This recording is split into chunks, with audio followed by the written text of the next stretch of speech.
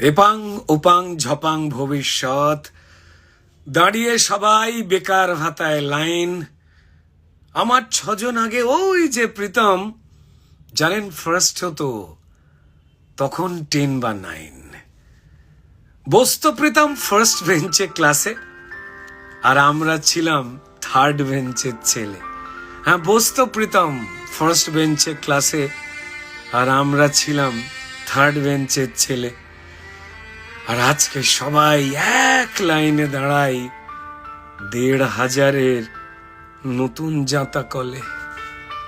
Double double চাকরি হবে বলে প্রতিশ্রুতির কত বন্যা গেল বয়ে। আমার মতোই আশায় ছিল যারা, স্বপ্ন তাদের কেবল গেল ক্ষয়ে। এপাং ওপাং ঝপাং ভবিষ্যৎ, দাঁড়িয়ে সবাই বেকার ভাতায় লাইন। আমার 6 জন আগে ওই যে প্রীতম, ফার্স্ট হতো তখন 10 বা 9। 1,500 নাকি পান গুটকার খরচ, কদিন আগে বলল শাসক নেতা। এই 1,500 নাকি পান গুটকার খরচ, কদিন আগে বলল শাসক নেতা।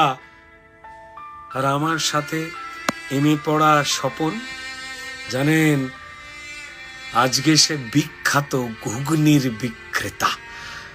না দাঁড়ায়নি সে এই লাইনে মোটেই। যাবি নাকি? তাকে বলেছিলাম কাল, বলেছিল ভাই আমি ঘুগনি বেচেই খুশি, আমার গায়ে আছে মানুষেরই ছাল। রাগ করিনি কারোর কথায় আমি, আর গায়ে লাগে না, হয় না অভিমান। আমার মতো এই লক্ষ বেকার ছেলে মেয়ে, আমরা ভুলেই গেছি কোনটা অপমান। তবুও দাঁড়াই আমরা লাইন বা অফলাইন। আমরা বাংলা ছেড়ে চাই না যেতে দূরে।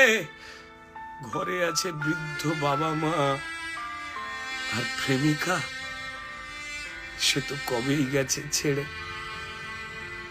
ও 13 সালেও এই 1,500-এর ভাতায় যুবশ্রীতে ছিল একই প্রতিশ্রুতি। 2013 সালে এই 1,500-এর ভাতায় যুবশ্রীতে ছিল এই একই প্রতিশ্রুতি।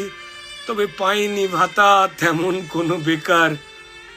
জানি না এইবারও কেউ ওদের একই মতি গতি। তবুও দাঁড়াই,